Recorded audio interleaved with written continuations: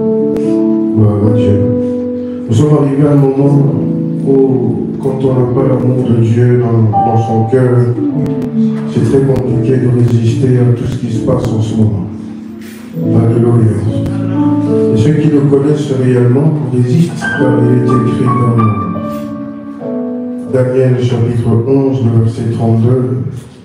La Bible dit, ceux qui connaîtront leur Dieu agiront avec fermeté. Alléluia. Ceux qui connaîtront leur Dieu, donc ceux qui ne connaissent pas Dieu, c'est un peu compliqué pour eux de vivre et de comprendre le langage de Dieu. Alléluia. Dieu parle, c'est comme Jean-Baptiste dans le désert. Il parlait, il criait dans un désert. Et on se pose la question, c'est qui recevait réellement ce message et qui comprenait ce que Dieu envoyait comme message. Avant de faire quoi que ce soit, Dieu envoie toujours des messagers. Et même au temps de la fin, là où on est maintenant, c'est idem. Dieu parle parce qu'il veut nous sauver, nous délivrer de quelque chose de très important. Voyez, c'est-à-dire le monde. Alors il sait que le monde est déjà condamné et c'est à nous de comprendre le langage de Dieu pour ne pas passer avec le monde. Il est écrit, le monde passe et sa gloire, mais la parole de Dieu demeure éternelle. Ceux qui s'accrochent à cette parole, c'est important. C'est pour ça que venir à l'église, c'est important pour un chrétien. Jésus a dit, ils ont des yeux mais ils ne voient pas. Ils ont des oreilles mais ils n'entendent pas. Leur cœur est devenu insensible. Ils n'ont plus la possibilité de comprendre les signes de Dieu, ce que Dieu dit, comment Dieu fait les choses. C'est pour ça que c'est important de venir à l'église, et non seulement venir à l'église, mais aussi mettre en pratique tout ce qu'on dit à l'église. Je vous ai dit, moi, ma mission, mon souci, c'est tout simplement vous aider. C'est important. Vous aider à aller le plus loin possible avec Dieu, à éviter les pièges de ce monde, à éviter tout ce que Satan a fomenté contre toi, et pour t'aider à ne pas trébucher ni tomber. Je veux que tu réussisses, je veux que tu vives la longévité, que tu ailles le plus loin possible. C'est important. Pour ça, tu dois apprendre à respecter les règles. C'est comme une personne qui veut vivre longtemps, mais qui passe sa vie à manger gras, samouraï, tout le temps tacos, pizza, et KFC. Ces poulets-là de KFC, c'est comme s'il n'y a rien dedans. Mais que tu manges ça, c'est tellement gras que c'est incroyable. Alléluia. Des frites, des fricadelles tous les jours parce qu'on a la flemme de cuisiner. Alléluia. Ça, c'est quelque chose qui va se retourner contre toi un jour. Prise de sang, ton médecin traitant te dit, il y a quelque chose qui ne va pas ici. Alléluia. Et tout ce qui est cholestérol, tout ce qui tourne autour de ça, ça va ouvrir des portes incroyables. C'est-à-dire tension, diabète, blablabla, blablabla. Et qu'est-ce que tu fais? Tu écoutes tout simplement ton espérance de vie. Alors qu'il faut manger bien. Alléluia. Sainement, c'est important. C'est qui mange 5 fruits et légumes tous les jours? Qui boit de l'eau plate, vraiment? Parce qu'il y a certaines personnes, quand il a soif, il va dans son frigo, c'est du coca. Tu as soif, comment ça se fait que tu bois du coca? Alléluia. Ça, ce sont des choses qu'on prend de temps en temps. Hein? Chaque chose en son temps. Oui. Mais ce n'est pas tous les jours, parce que l'excès, ce n'est pas bien. Alléluia. Tout excès, oui. C'est très important. C'est un exemple pour la vie de tous les jours aussi. Quand on connaît un certain nombre de choses, on respecte ces règles. Eh bien, la parole de Dieu ne peut s'accomplir dans ta vie. Il est écrit, les plus robustes vivront jusqu'à 120 ans. Alléluia. minimum 70-80, les plus robustes de 120 ans. Alléluia. C'est pour vous dire que c'est important, parce que si tu as quelque chose à faire avec Dieu, eh bien, ça sera toujours compliqué pour toi sur la terre. Car Satan fera de son mieux pour tout mélanger dans ta vie. Tout mélanger. Alors, depuis quelques semaines, on essaye de comprendre cette réalité et vous aider à ne pas succomber dans les pièges. Vous êtes dans le monde, mais vous n'êtes pas du monde. N'adoptez pas leur manière d'agir, de faire. Parce que tout ça, c'est fait exprès. Hier, vous avez vu, ça fait quelques jours, un moment où il y a des débats politiques. Il faut toujours garder un œil là-bas aussi. Parce que beaucoup se jouent là-bas. Ce n'est pas les politiciens, comme ils ont le pouvoir d'imposer un certain nombre de choses dans la vie de tous les jours, dans la société, eh ben, ils ne peuvent pas échapper à la vigilance du diable. Parce que c'est ce que le diable impose à la société. Et vous voyez aujourd'hui, qu'est-ce qui se passe, les lois qui sont votées, tout ce que ces gens-là promouvoient, ce n'est que dans un seul but, c'est de faire quoi? C'est de nous pousser à vivre vraiment une vie bizarre. Et voilà, les lois qui sont votées, ce sont des lois qui touchent plus la spiritualité que la politique. Vous voyez, parce qu'ils savent que tous ceux qui vont là-bas, eh ben, il y a quelque chose qui se passe derrière. Les francs-maçons, tous ces réseaux cultes réunis, quand ils sont ensemble, votent des lois, mettent la pression, le groupe de lobby, tout ça à gauche, à droite, mettent des pressions. Le gouvernement n'a pas d'autre choix que d'accepter certaines choses et de légaliser ce que la Bible interdit. Par exemple, pendant quelques semaines, vous avez vu ce qui s'est passé. Un nouveau gouvernement, voilà, on voit qu'il y a des négociations, des tractations à gauche, à droite, ils se chamaillent, ainsi de suite. Mais là, hier, vous avez vu, ils ont voté une loi désormais pour sécuriser les travailleurs du sexe. Vous voyez, c'est passé à la télévision, maintenant il aura un contrat normal, tout ça, ainsi de suite, la prostitution qui est complètement et totalement banalisée. Alléluia. Voilà. Et pendant l'interview, tu vois quelqu'un qui dit, oui, moi je suis travailleur de sexe. Sans tabou, sans rien. Inimaginable il y a encore 30 ans. Alléluia. Alors, tout ça c'est pour vous donner des exemples et vous faire comprendre que quand les gens, aujourd'hui, on est plus inspiré par tout ça, banaliser des choses comme ça, quel monde allons-nous laisser à nos enfants? Quand la prostitution, tout ce qu'ils votent comme loi, ça a plus voilà, des répercussions spirituelles qu'autre chose. Par exemple, sur l'avortement, ils se sont battus jusqu'à je ne sais quoi, juste pour légaliser cela. Et ils savent que spirituellement, ça a des répercussions.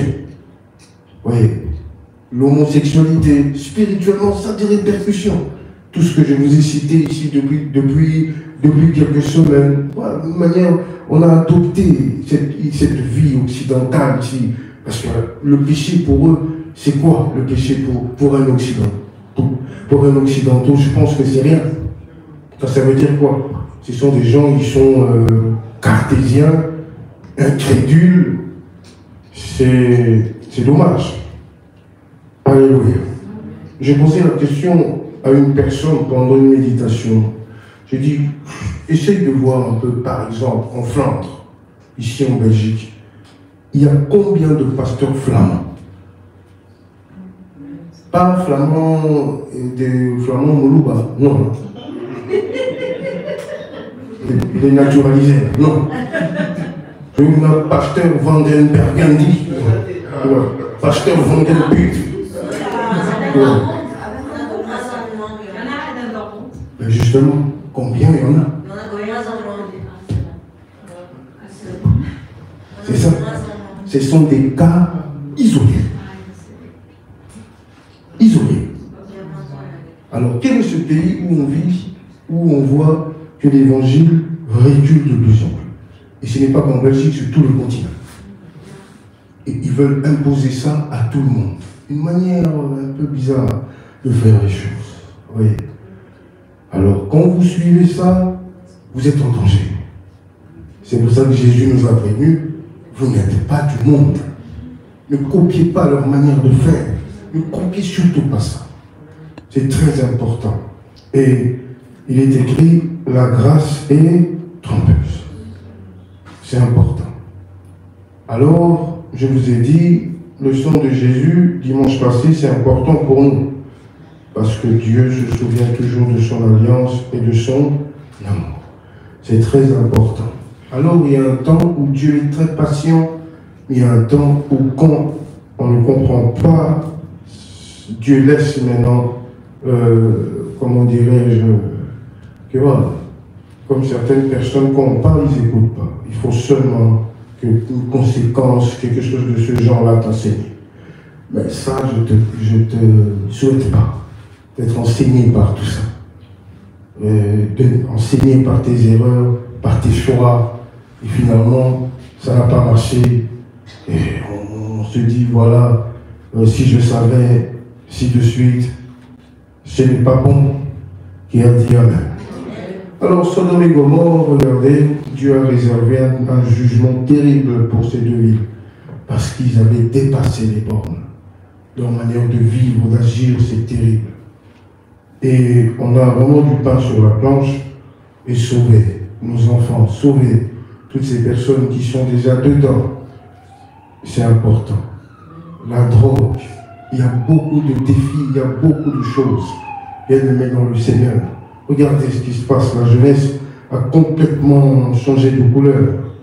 Vous voyez, radicalisée par je ne sais quoi. Vous voyez, et c'est pas bon. Alors, n'adoptez pas tout ça là. Dieu avait dit à Abraham, si je chasse les Amoréens de la terre promise, c'est pourquoi? C'est à cause de leur abomination.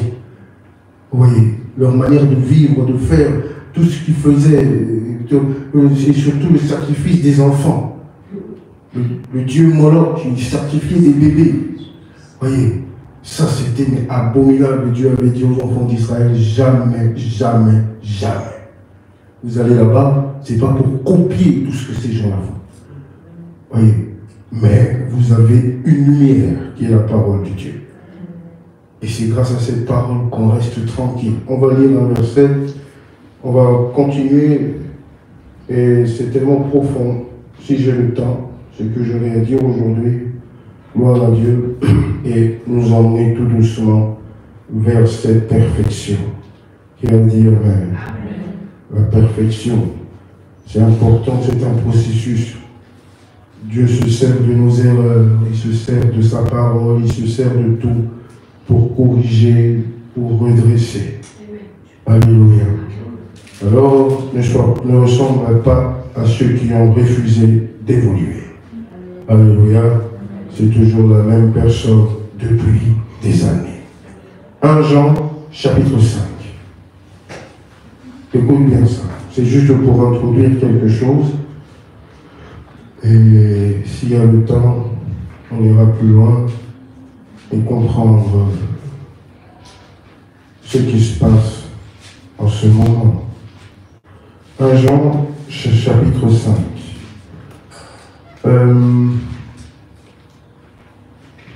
Lis à partir du 18e verset. Je lis au nom de Jésus. Amen. Nous savons que quiconque est né de Dieu. Nous savons que quiconque est né de Dieu. Alléluia.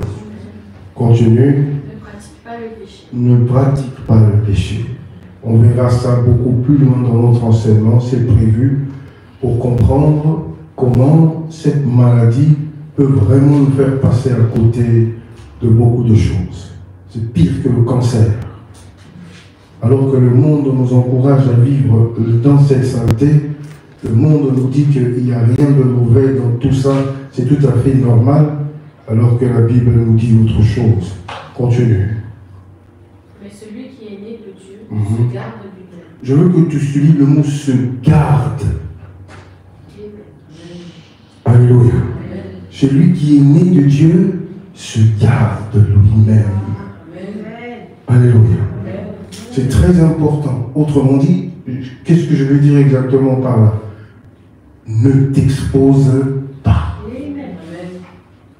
Parce que tu peux toi-même prendre des décisions bizarres et t'exposer à des attaques incroyables, à des échecs incroyables, parce que tu t'es exposé. Voyez. Alléluia. J'ai toujours donné l'exemple d'un frère qui m'a beaucoup fait rire cette histoire. C'est incroyable. C'est une personne, un frère en Christ qui prie énormément, et une fois il se retrouve dans une boîte de nuit. Il est allé s'amuser avec des amis, comme d'habitude. La jeunesse cherche toujours des excuses. Arrivé là-bas, une bagarre éclate. Alors qu'il était au fin fond de la salle. Et quitter de là où il était jusqu'à la porte sortie, c'était tout simplement impossible. Et il se ramasse une bouteille sur la tête. Et il sort de là, il saignait de partout. Et sa première prière, sa première réaction, ah Dieu, pourquoi tu m'as abandonné? Qui s'est exposé? Lui-même. Qui me comprend? Ce sont des bons conseils que je te donne. Et ça, c'est dans tous les domaines de la vie. Pour comprendre ce que je t'ai dit, mon rôle, c'est de t'aider à prendre les meilleures décisions pour que tu ne sois pas toujours exposé par des retours incroyables, parfois difficiles à comprendre. Voyez, se garde de lui-même, c'est important. Tu ne sais pas nager, tu ne vas pas aller te jeter dans la mer ou dans une piscine 6 mètres de profondeur. Et tu dis que Dieu va me protéger. Alléluia. C'est incroyable. Quelle absurdité.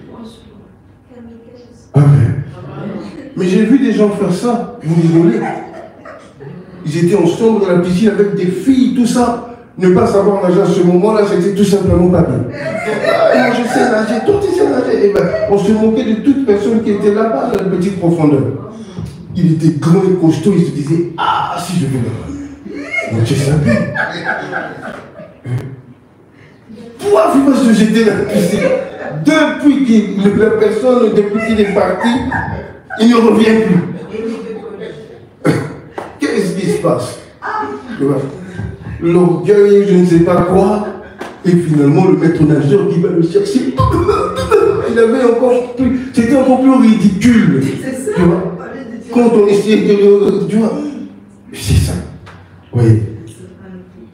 Ça, c'est l'exemple d'une personne qui va se jeter dans la gueule du loup.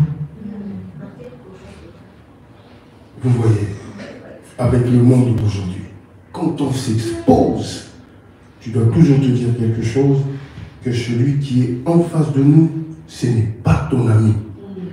Ce qu'on verra aujourd'hui, pour nous encourager à ne pas laisser, à banaliser, comme hier à la télévision. J'étais choqué, ils ont banalisé la prostitution, c'est terrible. Le micro de balader à gauche, à droite dans les trottoirs, les femmes là, elles parlaient librement, sans tabou, sans problème. Ils n'ont même pas essayé de se cacher. Non. Tout le monde assume. Parce que maintenant, on gagne de l'argent là-bas. Alors que c'est très, très dangereux. Alléluia. Je veux que tu retiennes que la raison doit toujours l'emporter sur la passion. Si tu n'es pas raisonnable, c'est terrible. Si tu laisses les sensations, les sentiments l'emporter, tu es malheureux, tu es malheureuse. Parce que tu auras beaucoup de propositions, vouloir ou pas. C'est la terre des hommes. Vouloir ou pas. Mais c'est à toi de gérer. Tu ne vas pas mettre ta signature dans n'importe quoi, soi-disant tu vas gagner de l'argent. Combien se sont fait escroquer aujourd'hui? Toute une société faillite. Parce qu'il a signé sans comprendre. Sans maîtriser le dossier. Oui, quand on est raisonnable, c'est mieux. On évite beaucoup de choses. Alors, c'est important. Continuez la lecture. Mais celui qui est né de Dieu se garde lui-même, et le malin ne le touche pas. Je veux que tu soulignes ça. Amen. Il se garde lui-même et le malin ne le touche pas. C'est ce qu'on va voir aujourd'hui. Le malin ne le touche pas. Il n'a pas d'autorité, il n'a rien sur lui. Vous voyez? Parce que c'est une personne, tu vois, c'est une raisonnable. sait faire la part des choses, qui ne s'expose pas bêtement. Tu ne vas pas faire des choses comme ce garçon-là fou pour prouver, je ne sais pas, à toutes les filles qui avaient là, qui savaient nager. Finalement, il ne savait pas nager. Vous voyez, c'est important. Il se garde lui-même et le malin ne le touche pas. C'est important. N'expose pas ta vie, n'expose pas tes enfants. C'est très important. N'expose pas ta famille. Un minimum de discrétion. Amen. Aujourd'hui, ce mot-là, ça veut dire quoi exactement?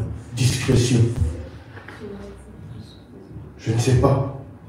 Tout le monde expose tout le monde veut se faire passer pour je ne sais qui, ainsi de suite. Tu risques même d'envier quelqu'un qui est plus malheureux que toi. Amen. Ah, Seigneur, si j'étais au même comme celui-là. Non, ce sourire-là, c'est faux, que tu vois dans les statues. C'est faux. Amen. Oui. On expose tout, on veut absolument que le monde entier sache que je suis là-bas, je suis ici. Et il y a un sorcier là-bas à Bandung qui n'attend que ça. Ah, donc toi tu veux prouver que tu es en Europe. On verra si tu vas faire quelque chose de bien. Prière, de temps en temps. Comment veux-tu résister quand tu as des ennemis en face de toi? Eux, ils se sont dit que toi, zéro. C'est-à-dire, en Europe, fumeur, ceci, cela, Ouganda, bah, ce sera ça ta vie. Combien sont venus ici avec je vais étudier, aujourd'hui, ils sont loin de ça. Combien? Ça commence pas un moment, pouf, il n'y a plus rien. Alors, la sagesse, c'est important dans la vie. Il ne faut pas exposer tout ce que tu as de précieux dans ta vie. C'est pas comme ça que ça se passe. Il faut protéger ce que tu as. Amen. Il faut que tu sois un protecteur, protectrice, tu protèges comme une poule, quoi, tu vois. Et protège, c'est pour ça. Ne viens, ne touche pas. Et celui qui fait le contraire, la poule n'hésite pas, elle charge directement. Oui, comme une lionne qui protège ses lionceaux. Ceux qui suivent un peu cela, moi je regarde énormément tous ces documentaires, là, on voit quand une lionne a ses lionceaux, comment elle est, mais intraitable. Que ce soit un gros lion qui vient tourner, elle va charger. Protecteur, il n'expose pas. Oui, se garde lui-même. Commence d'abord par toi-même, comprendre tes limites, comprendre ce que tu dois faire, ce que tu ne dois pas faire, comprendre ce que tu dois toucher, ce que tu ne dois pas toucher, ce que tu dois dire, ce que tu ne dois pas dire. Amen. Vous voyez? Et c'est à ce moment-là que tu verras, tu vivras tranquillement, bien que tu seras combattu. Parce que qu'est-ce qu'on a vu? Le malin ne le touche pas. Il sera combattu, c'est sûr. Mais jamais vaincu. Alléluia. Continue la lecture. On avance. Nous savons que nous sommes de Dieu et que le monde entier est sous la puissance du monde. Relis s'il te plaît. Nous savons Que nous sommes de Dieu. Nous savons que nous sommes de Dieu, donc on appartient au Seigneur. Le malin ne peut rien contre nous. Mais qu'est-ce qui se passe à côté? Le monde Est sous la puissance du mal. On sait que le monde entier est sous la puissance du malin, ça c'est sûr et certain. Mais vous autres, non, vous êtes de Dieu intouchable. Personne ne peut vous faire du mal, c'est pas possible. La condition d'être intelligent. Amen. Et ne pas être illuberlu. D'être vraiment quelqu'un, tu as une personne qui réfléchit, qui ne va pas faire des choses pour faire plaisir aux autres. Amen. Alléluia. Sinon tu t'exposes. Et quand tu t'exposes, les attaques là, ça ne rigole pas. Oui. Alors, ne copiez pas leur manière de faire. Ne vivez pas comme eux. N'enviez surtout pas leur réussite. Ça sert à rien. Alléluia. Surtout pas.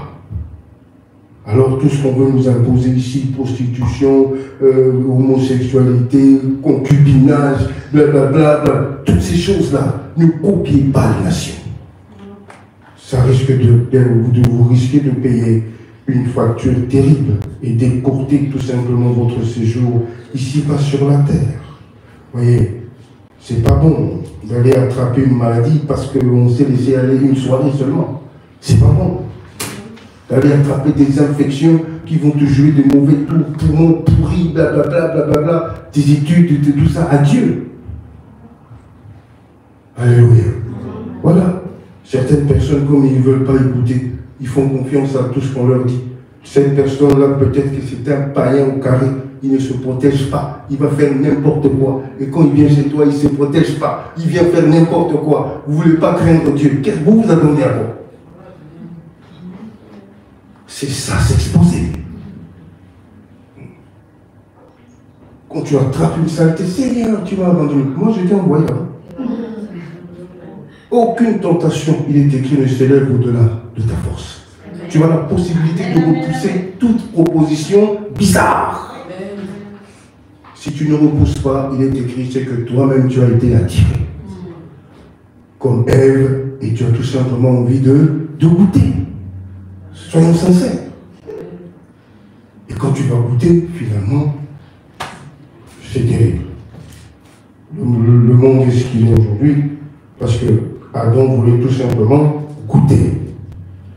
Beaucoup ont goûté et ils ont tout détruit.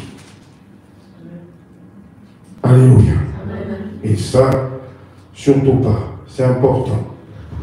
Ça, c'est important dans tous les domaines. On ne signe pas n'importe comment, on ne fait pas confiance à n'importe qui. Pour ceux qui veulent construire une stabilité, famille, une femme pour un homme, des enfants, un foyer, point barre. Pas besoin d'aller voir ailleurs, tout ça, préservatif, tout ça, c'est fait pour favoriser n'importe quoi. Et quand tu parles de ça, ici, en Occident, que tu es contre le préservatif, tu es Satan. Tu es Satan. Alors que c'est le contraire. C'est le contraire. C'est eux, ils veulent favoriser quoi? Le désordre de la saleté. L'union libre, tout ça. Pour eux, ça veut dire quoi? Ça ne veut rien dire. Alors que dans la Bible, on dit, l'homme quittera son père et sa mère, s'attachera à sa femme, et les deux deviendront une seule. Tu vois? Que nul ne sépare ce que Dieu a unis. Oui. C'est le contraire de ce qu'on nous enseigne, union libre, et finalement, protège-toi, pilule, tout ça, ainsi de suite, stérilé. C'est des bêtises, tout ça. Pourquoi un enfant de Dieu, tu vas à l'hôpital, stérilé, tout ça? C'est que c'est que vous avez des cocos. Désolé. Permettez-moi de vous dire la vérité. Tu es enfant de Dieu, qu'est-ce que tu fous avec ça? Amen. Qu'est-ce que tu fous avec ça? Tout ça, c'est de la propagande. Oui. C'est de la propagande pour essayer de laver quelque chose de très sale.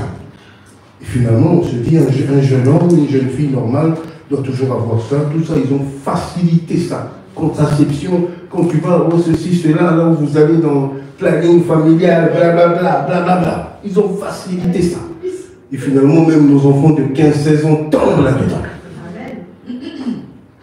Ce sont des choses qu'il faut dénoncer, bien-aimés de Dieu. Et surtout ceux qui ont des filles. Ah, j'ai pitié d'elles. Ceux qui ont des garçons, nous autres comme moi je dis que des garçons, on ne sait jamais. Tu vois? Mais c'est important d'éduquer ton enfant toi-même. Ne laisse pas à ta prof à l'école d'éduquer ton enfant. Parce qu'il va dire n'importe quoi à ton enfant. Alors il ne faut pas être absent en tant que parent. Il faut partager ça. Tu vas laisser l'enfant à l'école, tu vas faire... C'est pas aussi notre faute. L'Europe, il y a tellement de problèmes. C'est que tu laisses l'enfant à la garderie, tu vas tourner, le temps de revenir, il est 18h, le temps d'arriver, de faire à manger, donner aux enfants, ils vont au lit. Finalement, l'enfant ne retient que ce qu'on lui a dit, allez,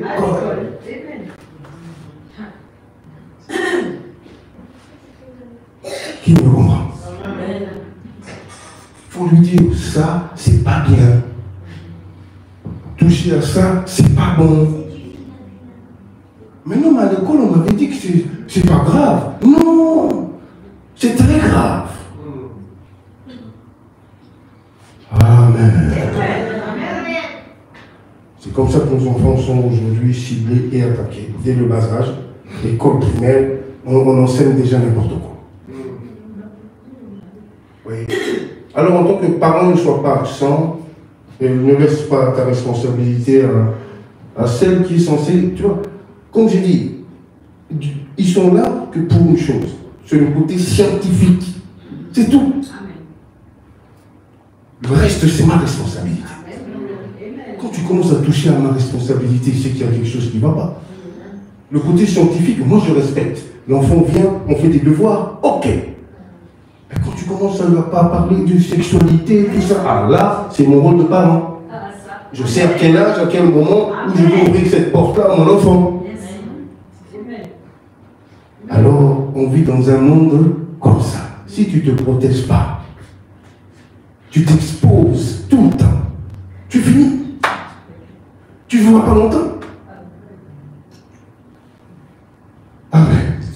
Tu ne vois pas longtemps parce que la déception, là, le gourmet, ça tue. Hein. Ah. Quand on s'expose, eh bien, cette déception, en gros, ça tue. Donc, ne t'expose pas. Dis à ton voisin, sois dur. C'est important.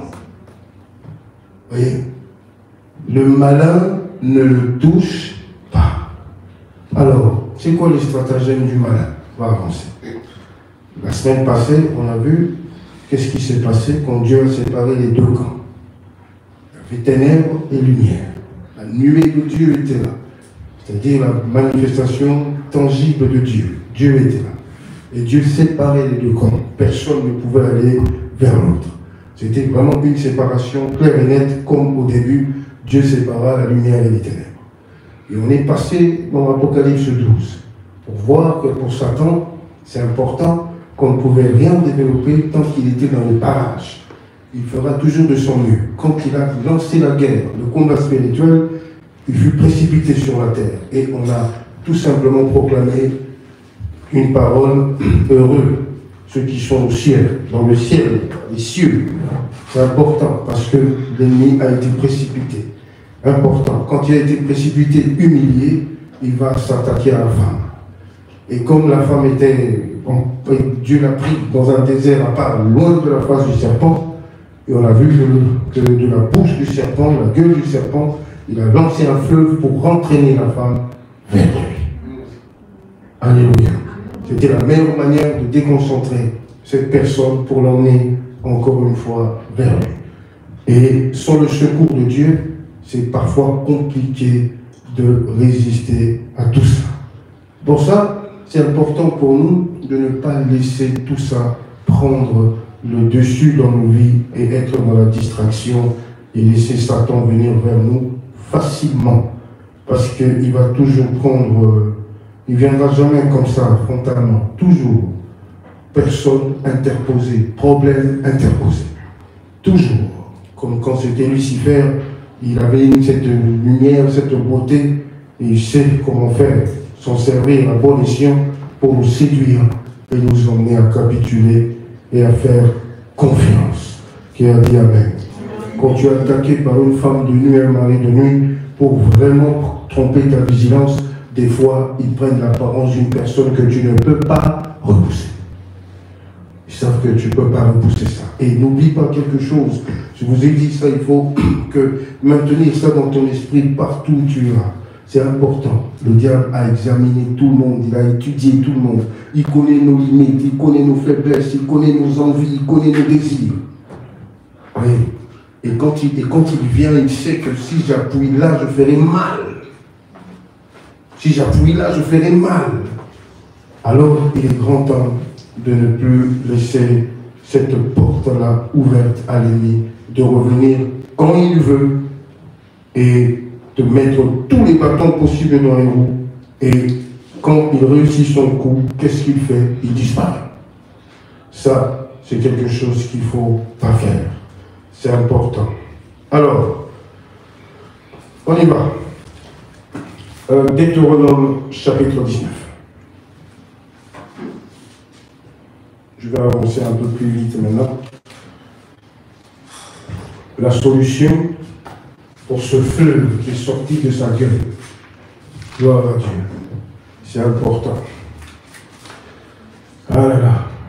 Vous êtes bien enseignés dans cette église. Amen. C'est important.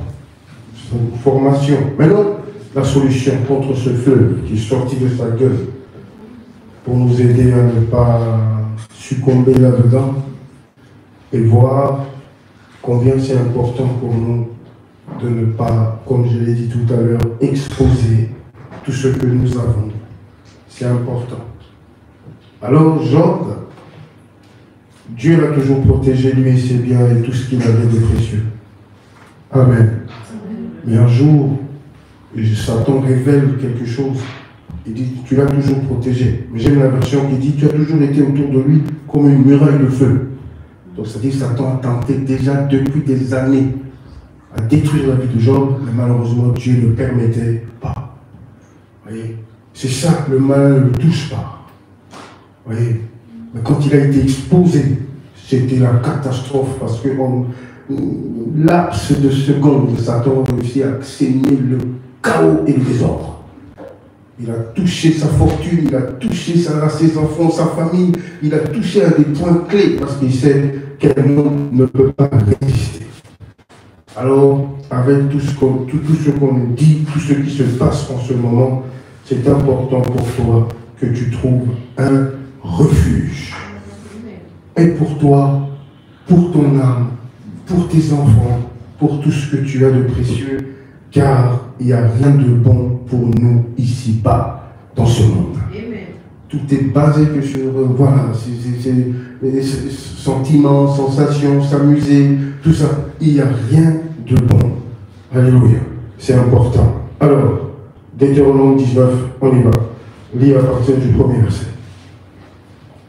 Je lis au nom de Jésus. Amen. Lorsque l'Éternel, ton Dieu, aura exterminé les nations dont l'Éternel, ton Dieu, te donne le pays, lorsque tu les auras chassés et que tu habiteras dans leur ville et dans leur maison, tu sépareras 3 villes au milieu du pays, dont l'Éternel, ton Dieu, te donne possession. Tu établiras des routes et tu diviseras en 3 parties les territoires du pays que l'Éternel, ton Dieu, va te donner en héritage. Il en sera ainsi afin que tout meurtrier puisse s'enfuir de ses villes. Je veux que tu soulignes tout meurtrier puisse s'enfuir. Parce que, pour que tu comprennes bien ce que j'ai dit tout à l'heure, quand on s'expose dans le péché, on verra ça.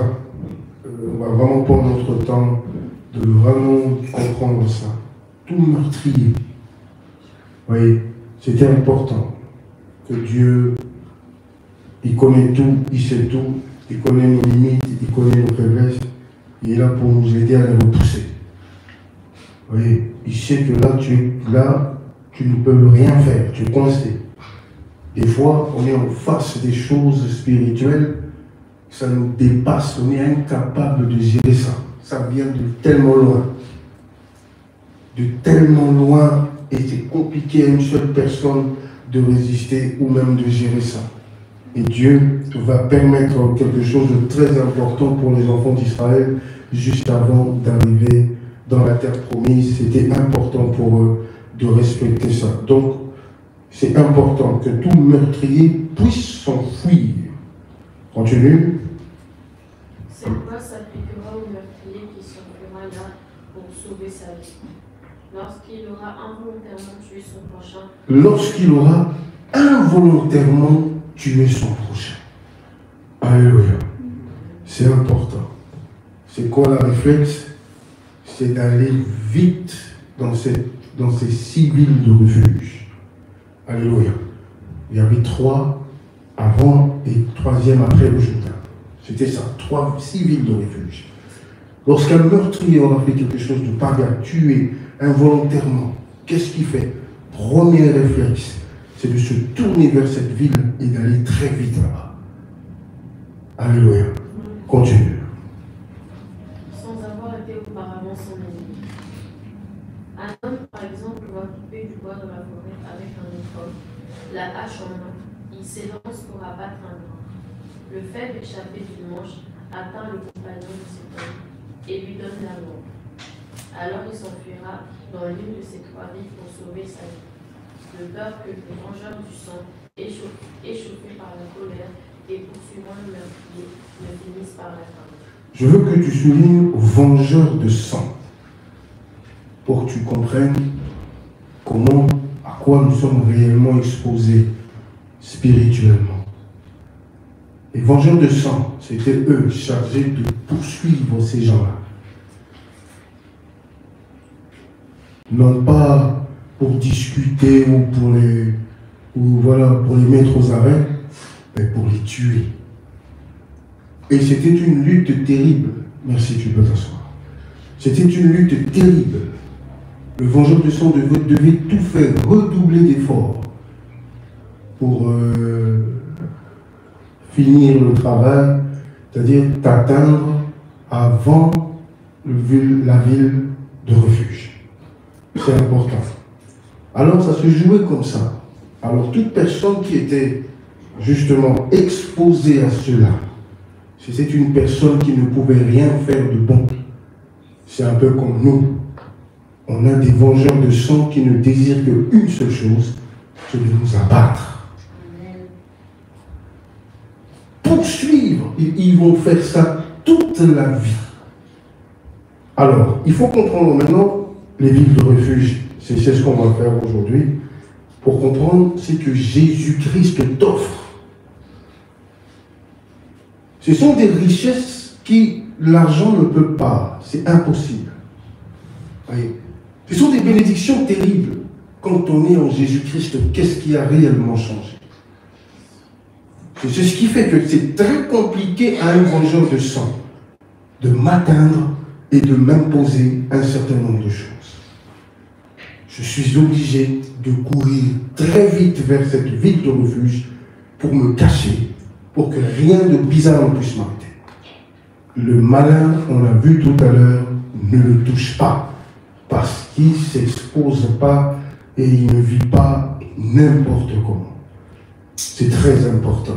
Alors, avant de comprendre ça, c'était d'abord quoi? Ces villes de refuge, historiquement parlant, et on va aller tout doucement et vous faire comprendre combien vous devez tous aller là-bas et rester là-bas. Il y a trop de situations bizarres spirituellement dans le monde qui nous entoure que si on est exposé à ces combats spirituels sans comprendre, surtout quand on n'est pas enseigné, on n'a pas une certaine sagesse, maturité spirituelle, des fois on se fait bouffer par des vengeurs de sang. Écrivez. Le rôle de cette ville, c'était quoi? Ville de refuge était censée protéger. Premièrement, protéger. Vous voyez, ceux qui vivaient, ceux qui venaient s'y réfugier. Vous voyez, c'est bien ça. Pour fuir, quand ils étaient poursuivis par une justice vengeresse. Vous voyez, par une justice vengeresse. C'est-à-dire, tu as des gens comme ça qui sont là et qui n'attendent qu'une seule chose, que ta tête tombe. Vous voyez. Et cette ville permettait cela, parce que Dieu savait que tous pécheurs.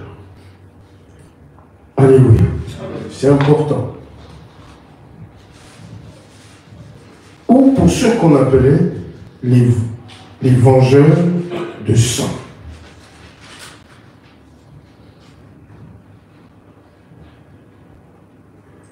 Pour des crimes dont ils étaient innocents. Pour des crimes dont ils étaient innocents. Très important, parce que Ce qui se passe sur le plan spirituel, c'est bien ça. C'est pour ça que Dieu avait prévu que ça se passe comme ça pour eux, pour nous envoyer un message profond. Qu'est-ce que cela veut dire exactement? Beaucoup sont victimes de beaucoup de choses alors que tu n'es pas responsable directement. On échoue dans beaucoup de choses, on est combattu dans beaucoup de choses alors que tu n'es pas responsable directement. Comment faire pour aider cette personne qui souffre comme ça? Comment faire pour aider cette personne qui souffre de cette maladie que l'argent ne peut pas guérir? Il fait partie, par exemple, d'une famille où le père était polygame.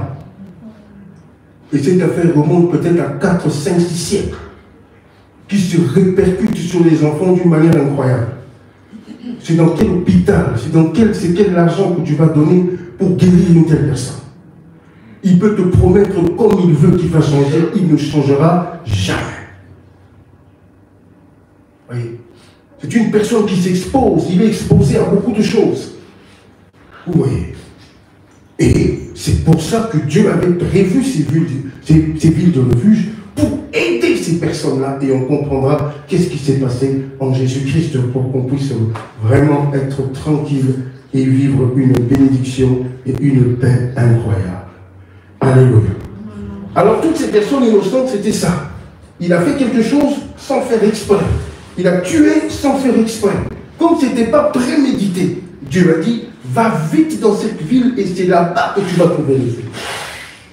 Et là-bas, ils vont te protéger de qui? Des vengeurs de sang qui te réclament, qui te font la guerre tous les jours. Qui me reproche. Oui. Cette réclamation-là, c'est important.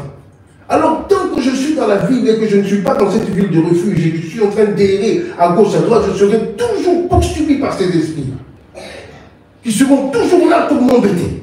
Ils n'ont qu'un seul but, Jean 10, dérober, égorger et me détruire. Oui. C'est pour ça qu'on a commencé par 1 Jean 5, 18, pour bien comprendre ce que j'allais dire après. Comment une personne dans cette ville de refuge est tout simplement intouchable. Et s'il fait l'erreur en lui-même de quitter cette ville de refuge et se retrouver en face d'un vengeur de sang, directement tué, assassiné, il est obligé de rester là-bas. Et on comprendra qu'est-ce que ça veut dire dans la nouvelle alliance en Jésus-Christ. Comment Jésus-Christ nous a libérés et délivrés de tellement de choses. Tout ça pour nous aider ici-bas, parce que je vous ai dit, il y a beaucoup trop de réalités. On peut être intellectuel, mais rempli de défauts. On peut être belle, mais rempli de défauts. C'est ça. J'ai vu deux personnes, deux femmes se disputer, se quereller pour un homme. Mais bizarrement, ce homme-là était moche.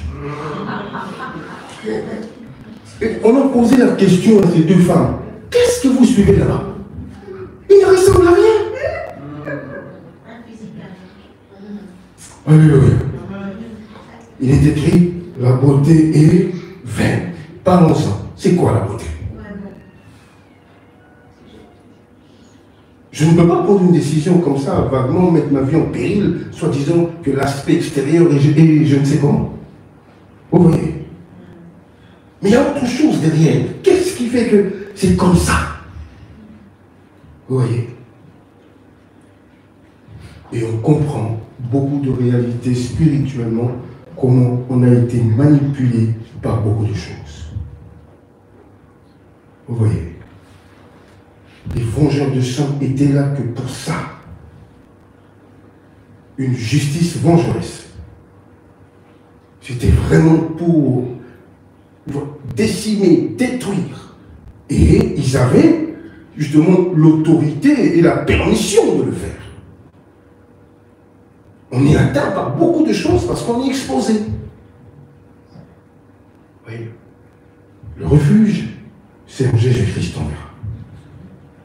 Oui. Le refuge, c'est là-bas. C'est très important, bien aimé, dans le Seigneur. Écrivez.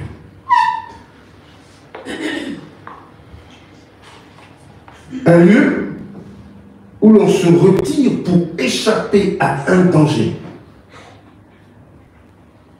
Voyez, Quand tu sors d'ici dans ce monde, on est entouré que de ça. Et Jésus nous a prévenus. Des brebis entourées des loups. Soyez simples comme des colombes, mais prudents comme des serpents.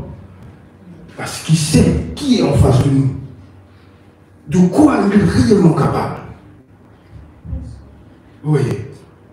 Et c'est important. Un lieu où on se retire, c'est important. Pour échapper à un danger. Pour se mettre en sécurité. Pour se mettre en sécurité. Et tu comprends que celui qui s'expose, quel que soit le domaine, eh bien, c'est tout simplement le contraire de la sécurité. La sécurité totale dans sa vie. Parce qu'on peut perdre des choses terribles. Comme Job, il a perdu des enfants. On va poser la question à une mère ou à un papa jeune qui a perdu son fils tôt. Qu'est-ce que ça fait? On va poser la question à une personne comme ça. C'est une chose qui détruit. Un papa ou une maman qui va enterrer son fils. C'est incroyable. Et parfois, on est exposé à des malheurs terribles. Terribles. Une famille où l'on meurt tout jeune, au-delà de 50 ans, c'est des cas isolés. On meurt jeune là. Comment faire pour éviter tous ces pièges et toutes ces choses? En tout cas, ce n'est pas l'argent qui va m'aider. Encore moins la beauté. C'est important. Amen. C'est terrible. C'est terrible. Le divorce, n'en parlons même pas. Ce sont des choses comme ça qui peuvent ralentir beaucoup de choses. Gloire à Dieu. Ville de refuge. Dans la Nouvelle Alliance, écrivez vite,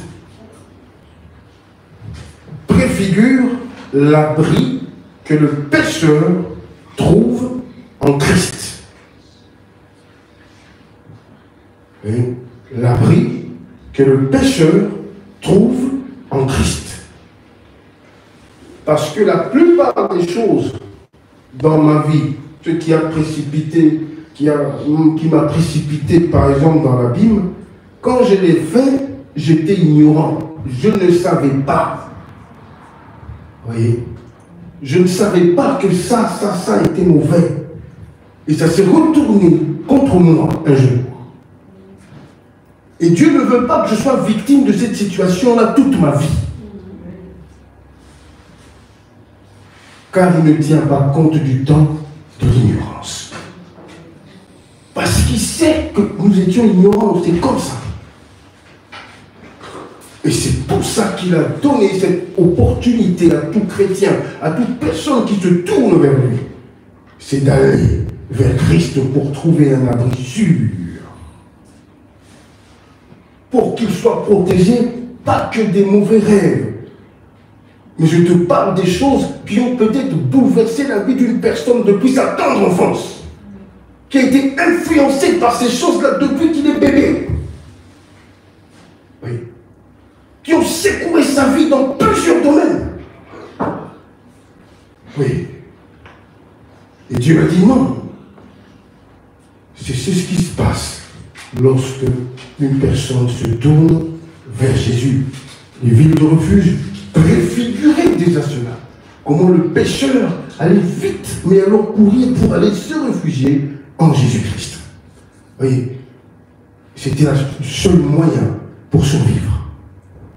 Seul moyen pour évoluer. Vous voyez, sinon c'était impossible. Qu'est-ce qui se passe? Premièrement, la première bénédiction, il y en a tellement, mais j'ai juste pris quelques exemples pour nous aider à comprendre qu'est-ce que ça veut dire un abri sûr. Alléluia. C'est quand tu pries, par exemple, quand tu chantes, par exemple, voilà pourquoi je t'adore, tu es mon rocher. C'est ce que ça veut dire. Un abri sûr. Oui. Ma forteresse. Et ça, c'est pour le pécheur. Parce que quand le pécheur va là-bas, Dieu ne voit plus ses péchés. Dieu ne voit plus ses erreurs. Dieu ne voit plus tout ça. Satan peut le réclamer comme il veut. Ce n'est plus possible parce que Dieu ne le voit plus. Il peut l'accuser comme il veut. Dieu ne voit plus ces choses-là. Pourquoi? Parce que l'amour de Jésus, le sang de Jésus, c'est important pour nous en tant que chrétiens.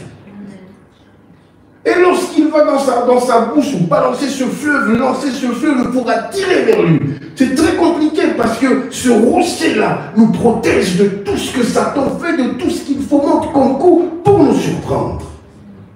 Oui. C'est pour ça que j'ai dit, c'est important d'aller vivre là-bas, pas que nous, avec tout ce qu'on a de précieux, quoi. Oui. Parce que s'exposer dans ce monde, c'est quelque chose de terrible. De terrible. Oui. Alors, qu'est-ce que Jésus-Christ brise premièrement? Pour que les vengeurs de sang ne puissent pas te réclamer tous les jours devant cette ville de refuge que cette personne a réellement tué, a réellement fait ceci, a réellement fait cela. Tu vois, j'ai parlé de la justice summum. De la justice. Ces gens-là viennent avec une justice là, bizarre. Ils veulent réclamer un certain nombre de choses. Alléluia. On y va. Romains, chapitre 8.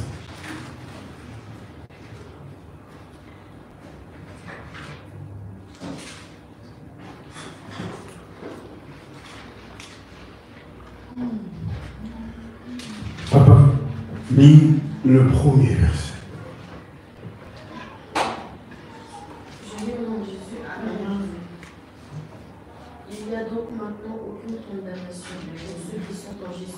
Voilà. Alléluia. C'est très important. Vous voyez, cette condamnation brisée. Est-ce que vous me comprenez? Est-ce que vous comprenez profondément ce que voyez, cette condamnation brisée. C'est important. Les vengeurs de sang ne peuvent absolument plus rien réclamer.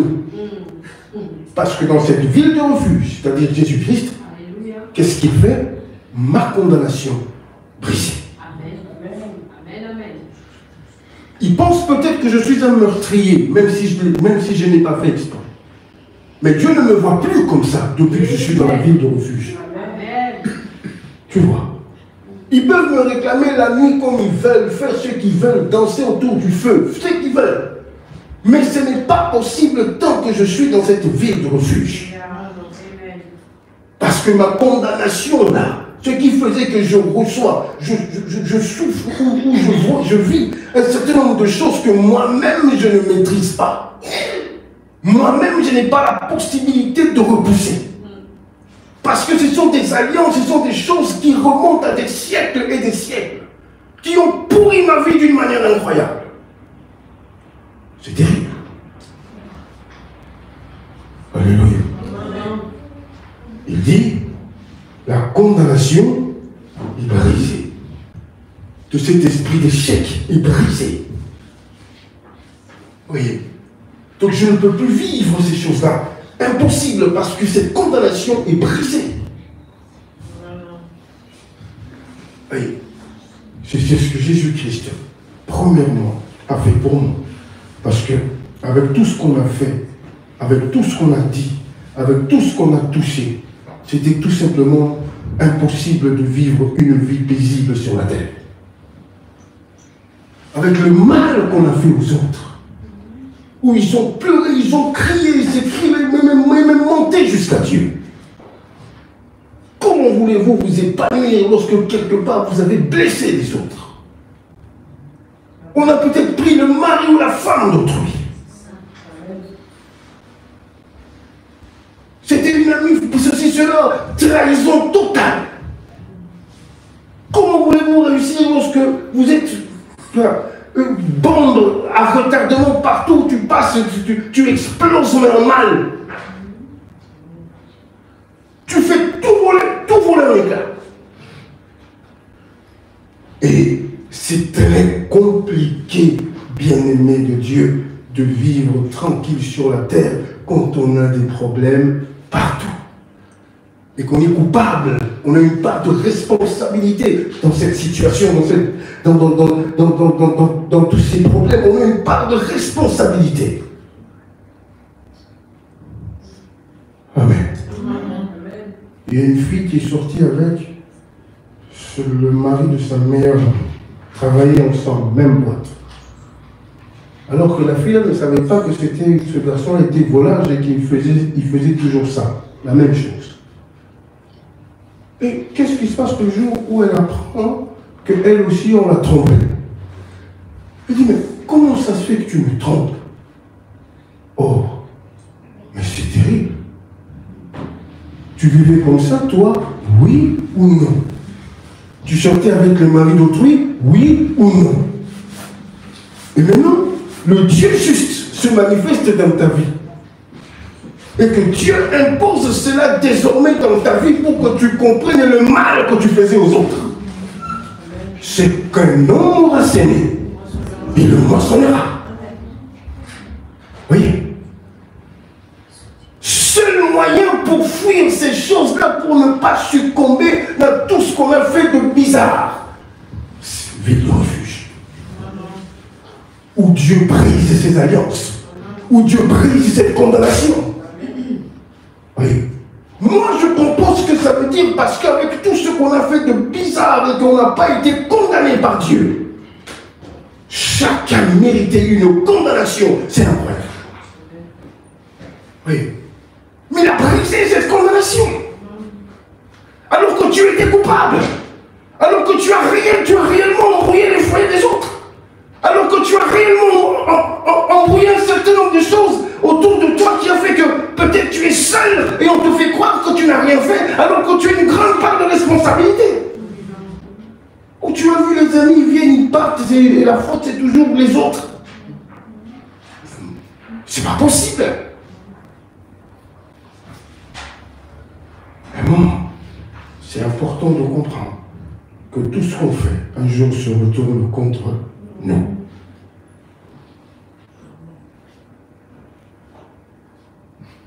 C'est qu'un homme aura sémé, il moissonnera. C'est la loi nationale. On a passé du temps à faire souffrir les autres. Fais attention. Si ce n'est pas toi directement, ça sera peut-être quelqu'un autour de toi que tu verras souffrir. Alors il est écrit, ne vous lassez pas de faire le bien. C'est important, parce que le bien que tu fais aujourd'hui, sois-en sûr que tu vas récolter les bons fruits. Alors sans cette ville de refuge, c'était impossible pour nous autres même de vous prêcher.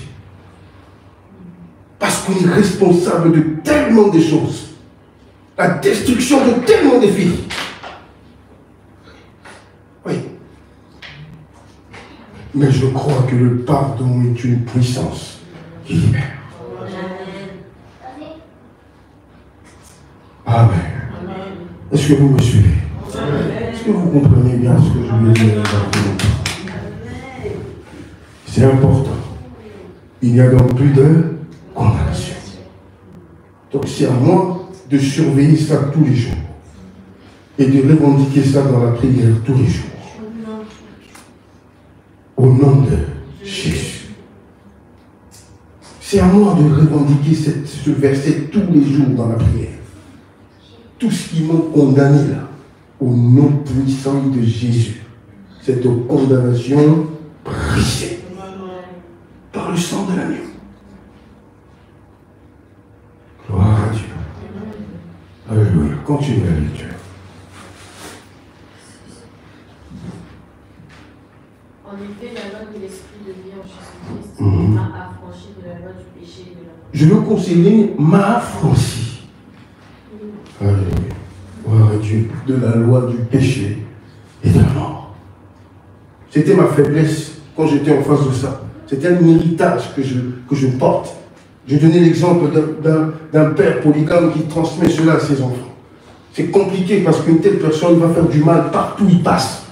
Il va changer périodiquement des filles parce que personne ne supporte.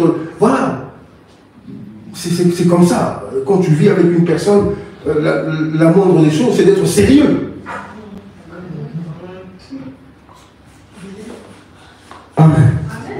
Et aujourd'hui, ça se limite par là, c'est les femmes aussi qui trompent les hommes.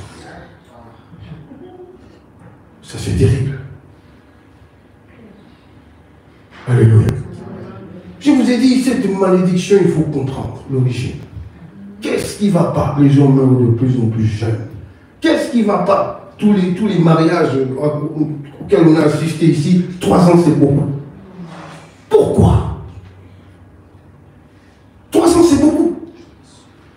C'est pour ça que tu choisis la mauvaise personne sans comprendre son état d'âme et qu'on se limite juste à l'aspect extérieur. Tu ne sais pas dans quel bourbier tu t'es lancé. Parce qu'il y a des combats comme ça où tu ne peux pas maîtriser. Une femme que tu as épousée, 2 semaines après, elle prend ses affaires, elle part. Et tu lui poses la question, pourquoi tu pars? Je ne sais pas, ici j'étouffe, je pars. Et la personne part, arrivée là-bas, elle ne sait pas pourquoi elle est partie. J'ai dit, on a vu des dingueries dans la vie. Et maintenant que quand c'était amitié et fiançailles, tout était merveilleux. Mais dès qu'on décide d'aller vers, pouf, il n'y a plus de sérieux. Pardon. Alléluia. Il n'y a plus de sérieux. C'est là que tu comprends qu'il y a des choses, héritages bizarres. C'est incroyable. Vous voyez, 2 semaines, elle prend ses affaires, elle part. Qu'est-ce que c'est ça? Ça veut dire quoi? Voilà. Après une période de réflexion, 1 semaine, 2 semaines après, pourquoi tu es parti? En vérité, je ne sais pas. Mais je sentais juste le besoin de partir. Qui était derrière? Quel esprit était derrière pour la pousser? Pars. Parce que quand tu remontes la ficelle dans cette famille, toutes tes filles, personne ne s'est marié. Et quand on te parle des aventures, tu es dedans. Mais quand ça devient sérieux, ce genre de cas, c'est fini. C'est fini, tu ne la verras plus. C'est terminé. C'est terminé. Moi, je connais une fille, elle est à l'aise que quand elle est dans une relation dangereuse. Que c'est l'ami de X qui était là-bas, c'est l'ami de Y qui vit là-bas, elle se sent bien. Ça, ce sont des signes qu'il y a des problèmes. Que si tu fais l'erreur d'épouser une telle personne, soi-disant c'est mon ami, c'est mon pire, tu comprendras après, ah, c'est ça la vie. Alors, ville de refuge, le but c'était de briser tout ça. C'est de briser tout ça. Comment veux-tu réussir avec Dieu? Parce qu'il dit, m'a affranchi de la loi du péché. C'était ma faiblesse. C'était ma faiblesse. Dans cette famille de polygames, c'est ça. Aujourd'hui, 5e, 6e, 7e, même 8e mariage. Avec des enfants partout. Oui. On se pose des questions. Qu'est-ce qui ne va pas? On a promis de changer combien de fois? On est incapable de le faire. On le fait 1 mois de fidélité. Je replonge tout de suite après. Vous voyez, ce sont des choses comme ça, des situations comme ça. Et cette faiblesse qui faisait que j'étais là, enseigné dans quelque chose. Dans le chapitre 7 du livre de Romains 7, qui s'en souvient? Qu'est-ce que l'apôtre Paul dit? Ce n'était pas prévu, mais on va le voir. 7. Oui. Voilà. Déjà. Oui, ben.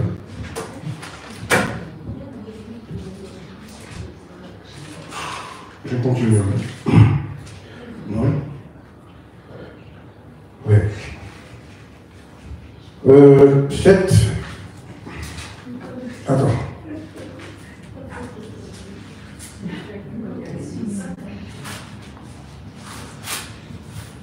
Gloire à Dieu.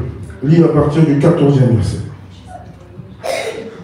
C'est pour comprendre Romains chapitre 8, comprendre, pendant qu'il parle, dit, je suis enfin libéré, libre.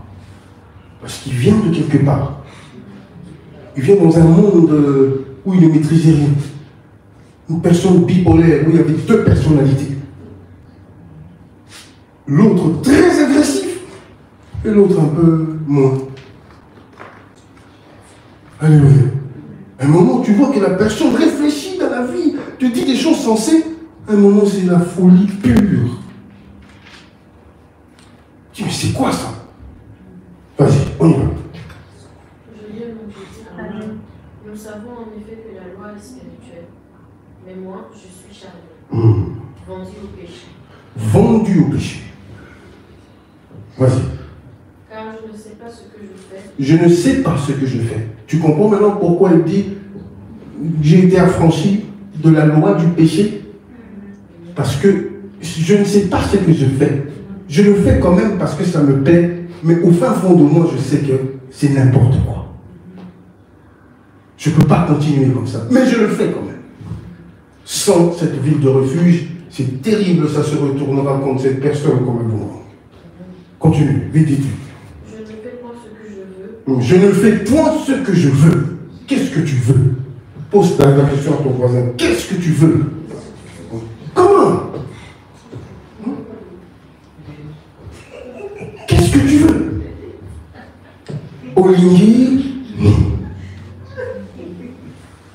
Quand toi-même tu ne sais pas ce que tu veux, tu t'étonnes. Amen. Qu'est-ce que tu veux? Toi-même tu ne sais pas. Alors, ne sois pas suiveur. Alléluia. Ne sois pas suiveur de quelqu'un qu'on peut manipuler facilement. Tu as une vision, tu as un programme et tu es déterminé à aller jusqu'au bout. Continue. Je fais ce que je hais. Ah. Or, si je fais ce que je hais, je reconnais par là que la loi est bonne. Et maintenant, ce n'est plus moi qui le fais, mais c'est le péché qui habite. Ce n'est plus moi qui le fais, mais c'est le péché qui habite en moi. Tu comprends pourquoi il a dit libéré, affranchi de la loi, du péché? Parce que ça me poussait à faire des choses que moi-même je ne contrôlais pas. Continue.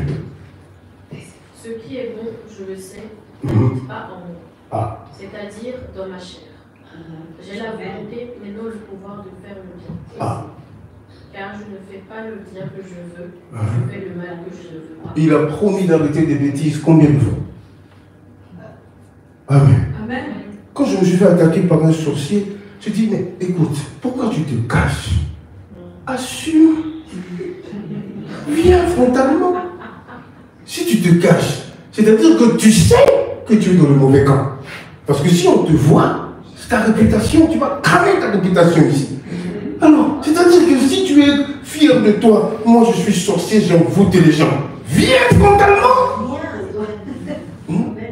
Comme ça, on sait que toi tu es sorcier.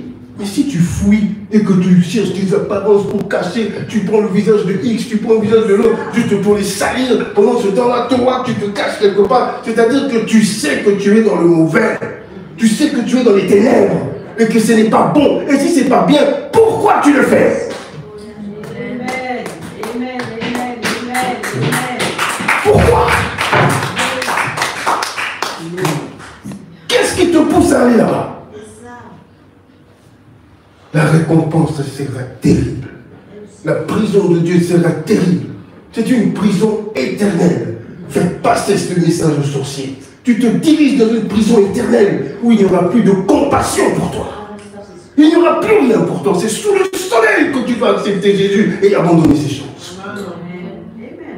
Pas après. C'est maintenant qu'il faut prendre des décisions. Racheter les temps car les jours sont mauvais.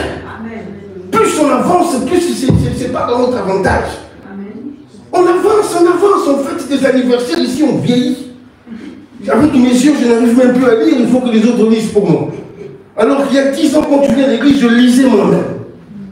C'est la preuve comment?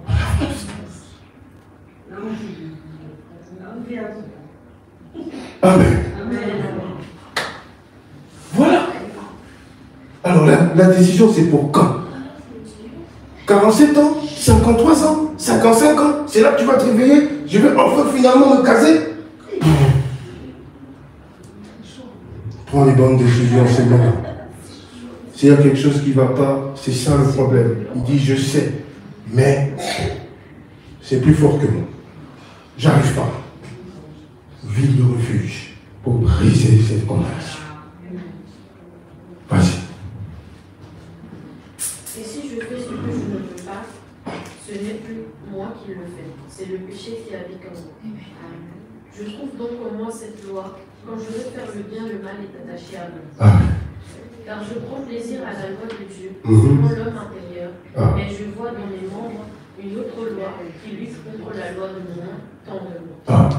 On sait que c'est bêtise, mais alléluia. C'est comme ça. C'est comme aussi nos enfants, n'est-ce pas, les enfants? Combien le font la première aux parents qu'on non, c'est fini, cette fois-ci j'arrête.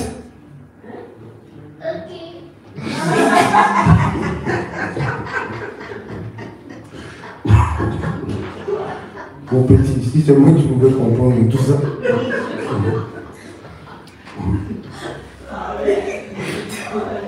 Alléluia. Il y a une autre loi qui lutte contre moi. Amen.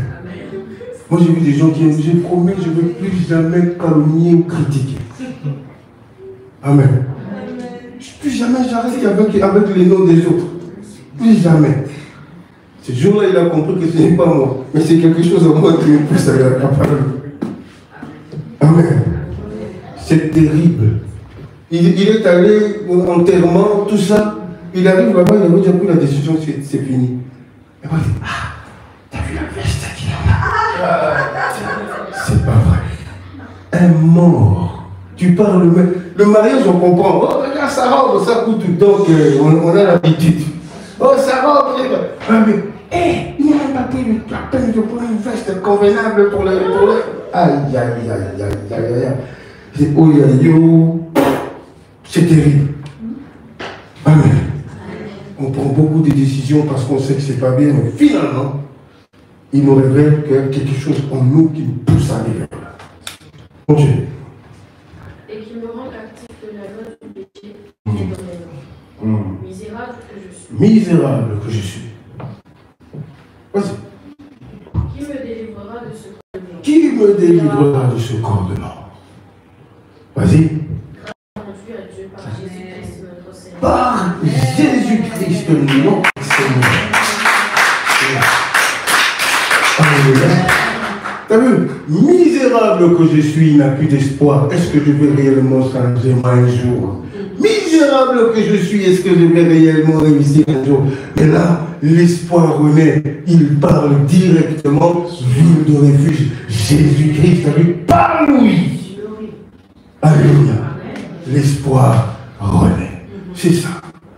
C'est un nom rempli d'espoir quand on porte ce nom-là. Un nom rempli d'espoir. Il n'y a rien d'impossible. Il n'y a rien de bloqué. Il n'y a rien de fermé. C'est comme ça avec le nom de Jésus. Il n'y a rien de figé. Alors quand vous avez réellement ce nom-là dans votre vie, c'est ce qui sont. On ne peut qu'expérimenter cela dans la vie. Voyez, c'est important. Lis maintenant Romains 8, 1. Et tu comprends maintenant pourquoi ce cri de joie. Vas-y. Il n'y a donc maintenant aucune condamnation pour ceux qui sont en Jésus-Christ. Il n'y a aucune condamnation pour ceux qui sont. Il n'y a rien de bloqué. Alléluia. Oh, c'est fini là. On s'arrête là. C'est terminé. Non, Jésus-Christ, ça n'existe pas. Alléluia. Ils ne peuvent pas me condamner à jamais à vivre ça.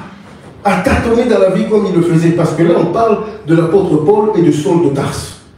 L'apôtre Paul, c'est celui qui s'est affranchi de tout ça. Saul de Tarse, c'est celui qui était esclave de tout ça. Et pendant que Saul de Tarse parlait, l'apôtre Paul parlait, il y avait une guerre entre les deux. Finalement, l'apôtre Paul a remporté cette bataille parce qu'il avait compris le secret. Par qui il avait la possibilité de vaincre toutes ces choses qui pesaient dans sa vie depuis des siècles et des siècles. Vas-y, plus de condamnation. On y va. En effet, la loi de l'esprit de vie en Jésus-Christ m'a affranchi de la loi du péché et de la mort. Acclamons pour le Seigneur. Pourquoi il parle de la mort? Première dimension, péché égale la mort spirituelle, n'est-ce pas? C'est-à-dire la séparation d'avec Dieu. Alléluia. Tous ont péché et sont privés de la gloire de Dieu. C'est bien ça. Alléluia. Le salaire du péché, c'est la mort. Vous voyez? Donc ça dit si le plus important pour lui affranchi du péché, c'est-à-dire de sa faiblesse qui faisait qu'il n'avançait pas, il n'évoluait pas. Quelque part, il y avait toujours quelque chose autour de lui, même si au fin fond de lui, il aimait Dieu, même si au fin fond de lui, il pensait à Dieu, mais il y avait toujours quelque chose qui le dépassait. Un moment comme ça, boum, pétage, ça le dépasse. Alléluia. Mais il dit, il m'a affranchi de ce péché qui faisait quoi? Qui m'a mené à la mort. Qui a compris? Délivré de ce péché et finalement la mort n'a plus d'impact dans ma vie. C'est la vie en Jésus-Christ et on verra ça la semaine prochaine. Dernier verset, on tourne juste la page, Romains 8, 33, 34. Je veux continuer avec ça, encore une fois, pour te faire comprendre qu'est-ce qui se passe dans la vie de refuge. Le premier point, on l'a vu, c'est quoi? Plus de condamnation. Donc le vengeur de sang, là, il ne peut plus rien contre toi. C'est terminé. Alléluia. C'est terminé. Dans une personne qui a soif de vengeance. Alléluia. Je ne te souhaite pas d'être en face d'une personne qui veut seulement se venger et il t'attire dans un piège. Dans son cœur, il n'y a rien d'autre que la haine et la guerre. Mais il veut se venger de quelque chose qui s'est passé il y a 5-6 ans, qu'il n'a jamais oublié. Rancune, rancunier, rancunière. Tu sais que quand on est rancunier, ce n'est pas le Saint-Esprit. Un enfant de Dieu ne doit pas garder les mauvais souvenirs. C'est important. Vas-y. Qui accusera les élus de Dieu? Qui accusera les élus de Dieu? Même si le vengeur de sang se met en face, qu'il sorte ici, qu'il sorte ici. Qui accusera les élus de Dieu? Ah, Jésus. Qui accusera les élus de Dieu? Avec tout ce qu'on dit sur nous chaque jour, même par ces personnes qu'on reconnaît qu'on a blessées. Mais quand ils disent tout et n'importe quoi, même à Dieu, moi j'ai été victime de ça. On a prié mal pour nous. On m'a livré même à Satan. Mais qui accusera les élus de Dieu? Alléluia. Si Dieu était du style, il écoute ce que les autres disent, mais c'est terrible. Il est écrit qui a été mon conseiller. Il a choisi comme ça dans sa souveraineté parce qu'il connaissait toutes ces réalités. Et pour démontrer son amour, c'est là qu'il nous a choisi quand on était dans la boue. Et il n'attend pas que qui que ce soit vienne nous rappeler ça, même pas Satan, l'accusateur de mon frère.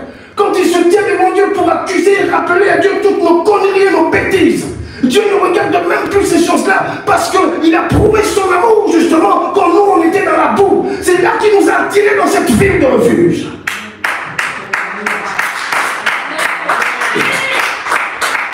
Et s'il nous a tirés là-bas, ce n'est pas seulement pour fuir les vengeurs de sang là. S'il nous a tirés là-bas pour Israël, c'était de rester là-bas pour fuir la mort. Mais pour nous, c'est ce laboratoire où il est en train de façonner la vie d'une personne. Amen. Qui est semblable à Dieu. C'est ma condamnation qu'il a brisée. Qui accusera les élus de l'Éternel? Vis avec ce verset dans ton esprit quand tout le monde commence à te massacrer, à te critiquer, à ne pas te comprendre, à dire n'importe quoi sur toi. Qui accusera les élus de l'Éternel? Même s'ils t'ont attrapé en train de faire quelque chose de pas bien, qui accusera les élus de l'Éternel? Continue. C'est Dieu qui justifie. C'est Dieu qui justifie. Je ne passerai pas à la télévision ou sur Internet pour commencer à me défendre, à défendre mes intérêts. Non, je n'ai pas besoin de faire ça. C'est Dieu qui justifie. Je n'ai pas besoin de me justifier et de démontrer à tout le monde combien je fais du bien à ceci, cela, vous me condamnez. Non, c'est Dieu qui justifie. Et on comprendra qu'est-ce que ça veut dire, cette parole extraordinaire. Quand Dieu nous a justifiés par sa mort sur la croix. Et Satan n'avait plus ce pouvoir-là, cette capacité de monter vers Dieu et d'accuser. Il a été précipité sur la terre et Dieu a fermé sa bouche. Il est écrit, je voyais le diable tomber du ciel comme un éclair. Il n'avait plus la capacité d'aller calomnier, d'aller critiquer, d'aller rappeler à Dieu un certain nombre de choses. Car Dieu avait changé cela. Il n'avait plus accès à ce trône, précipité sur la terre. Malheur à la terre, malheur à la mer. Mais ceux qui sont au ciel, c'est différent. Parce que ma vie est cassée en Jésus-Christ. Alors pour que ce sorcier-là, qui veut me menacer, qui veut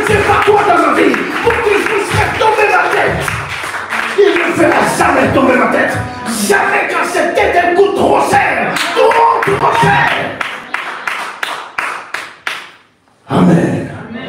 C'est Dieu qui justifie. Amen. Continue. Qui les condamnera? Christ est mort. Bien plus, il est ressuscité. Alléluia. À la droite de Dieu. Alléluia. Il intercède pour nous. Il intercède pour qui? Pour nous. Amen. Gloire à Dieu qui est semblable à toi. Merci Seigneur. Alors, on peut nous aussi avoir l'attitude de l'apôtre Paul dans le premier verset. Il n'y a donc plus de condamnation. Il dit tellement, grâce à Jésus-Christ, ma vie a changé. Je suis dans cette ville de refuge, il a brisé ma condamnation. Les vengeurs de sang là ne peuvent plus rien pour moi. Tout ce qu'ils cherchent, tout ce qu'ils veulent, c'est terminé. Ce fleuve-là, il n'y a plus d'impact sur moi. Je ne serai pas emporté par ces vagues-là diaboliques et maléfiques. Je reste ici en sécurité. Il est mon rocher. Il est ma forteresse. C'est ici que je reste. Et qui m'élonanga. Je reste ici. C'est mon bouclier, c'est mon protecteur. Si l'Éternel le veille, c'est lui qui veille. Et quand je suis là-bas, c'est différent.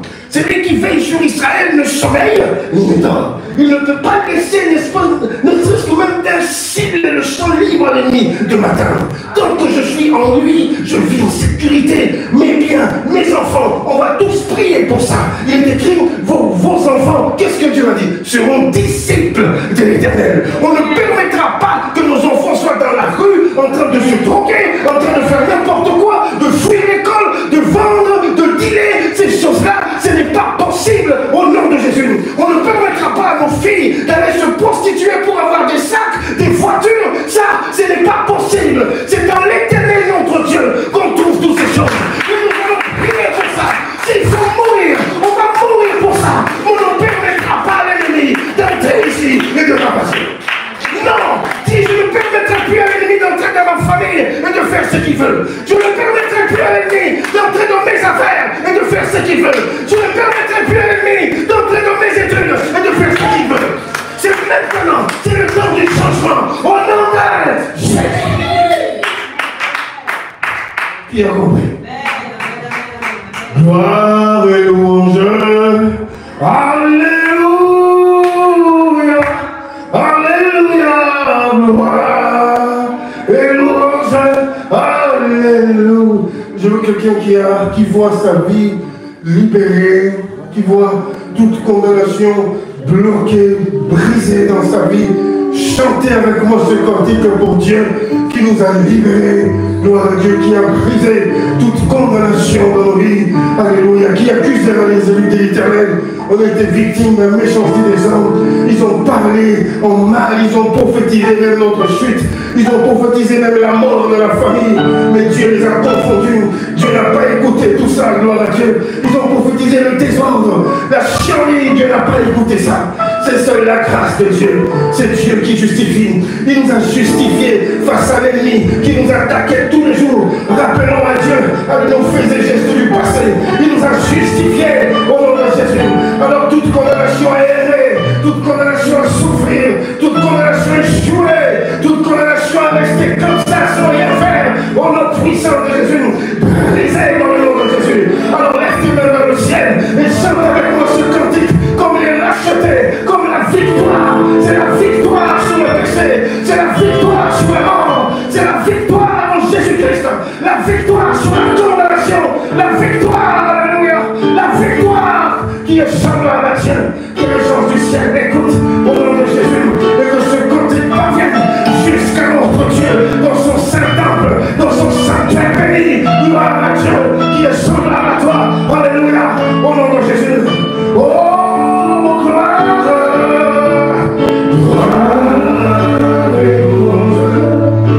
Alléluia.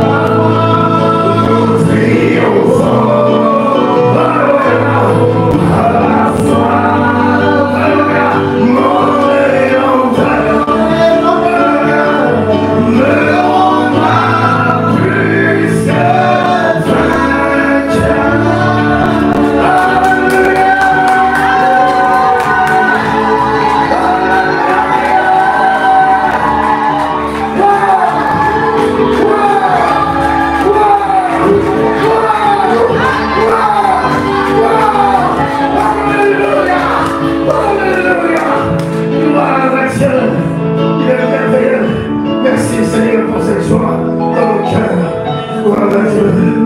Merci Seigneur. Alléluia. Prépare ton offrande, nous allons donner à Dieu.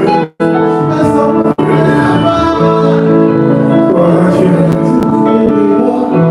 Merci Papa de grâce.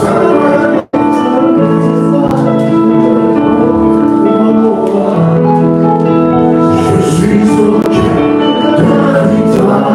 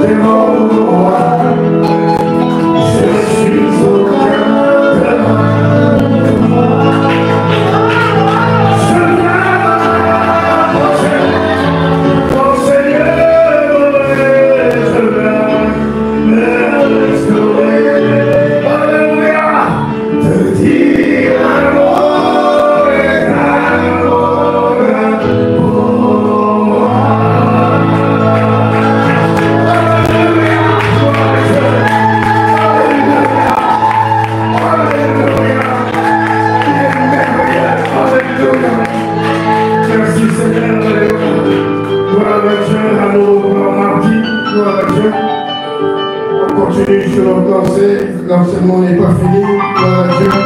Donc la prochaine fois, après la condamnation, on verra quelque chose d'important, c'est le rachat, la rédemption, ce qui s'est passé. Gloire à Dieu, c'est tellement profond, alléluia. Ce que Jésus-Christ a accompli pour nous, c'est terrible. Au nom de Jésus, on est là, mardi, on se voit. Gloire à Dieu, que Dieu vous bénisse. Je rappelle aux partenaires que c'est parti, c'est maintenant, encore une fois. Gloire à Dieu, soyez fidèles, gloire à Dieu, et Dieu se souviendra de toi. Au nom de Jésus.